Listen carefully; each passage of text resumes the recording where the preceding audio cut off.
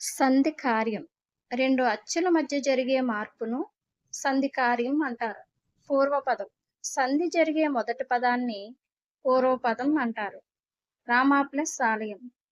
Rama plus ఆలయంలో రామ అనేది పూర్వపదం అవుతుంది. పరపదం. సంధి జరిగే రెండవ పదాన్ని పరపదం అంటారు. రామ ప్లస్ ఆలయం. ఆలయం అనేది రెండవ పదం. పూర్వస్వరం. సంధి జరిగే మొదటి పదం చివరి అక్షరంలోని అచ్చును లేదా స్వరాన్ని పూర్వస్వరం అంటారు. ఉదాహరణ రామ ప్లస్ అయ్య. చివరి అక్షరం మా అని విభజించినప్పుడు మ ప్లస్ ఆ అనేది వస్తుంది. ఈ చివరున్న స్వరాన్ని ఆ అనేది పూర్వస్వరం అవుతుంది. పరస్వరం. సంధి జరిగే రెండవ పదం మొదటి అక్షరంలోని మొదటి అచ్చును లేదా స్వరాన్ని పరస్వరం అంటారు. రామ ప్లస్ అయ్య. అయ్యాలోని ఆ అనేది పరస్వరం. సంధి. పూర్వ పరస్వరాలకు పరస్వరం ఏకాదేశం ఒకటి సంధి. ఉదాహరణ మనము ప్లస్ ఎచట. ము ము మ్ ప్లస్ ఊ. ఊ అనేది పూర్వస్వరం. ఏ అనేది పరస్వరం. ఊ ప్లస్ ఏ. ఈ రెండింటి స్థానంలో రెండవ అచ్చు ఏ రావడం సంధి. నిత్యం. సంధి తప్పనిసరిగా వచ్చుట నిత్యం అంటే తప్పనిసరిగా జరగడం అనేది నిత్యం.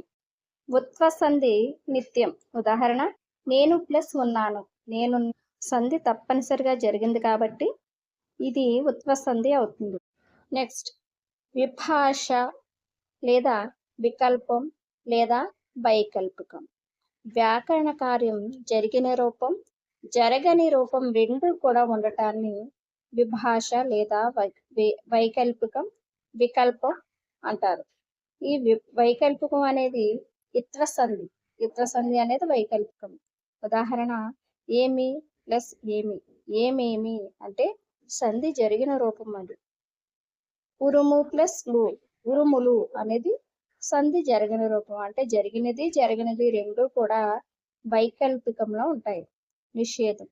సంధి జరగకపోవడం నిషేధం. ఉదాహరణ అమ్మ ప్లస్ ఇచ్చెను. అమ్మ ఇచ్చెను. బహుళం. వ్యాకరణ సూత్రం ద్వారా సంధి కొన్నిసార్లు తప్పనిసరిగా అంటే నిత్యంగాను, కొన్నిసార్లు వికల్పంగా, కొన్నిసార్లు అసలు జరగకపోవడం అంటే నిషేధంగాను, ఇంకొన్ని చోట్ల అన్య విధంగాను జరుగుట బహుళం. ఉదాహరణ రామ ప్లస్ అయ్య. రామయ్య అనేది సంధి నిత్యంగా రావడం. వనిత ప్లస్ ఆమె. వనిత యామె అనేది సంధి నిషేధంగా జరగడం. మేన ప్లస్ అత్త. మేనత్త మేనయత్త. ఇది వైకల్పికం. ఒక ప్లస్ ఒక. ఒకనొక. ఇది అన్య విధంగా రావడం.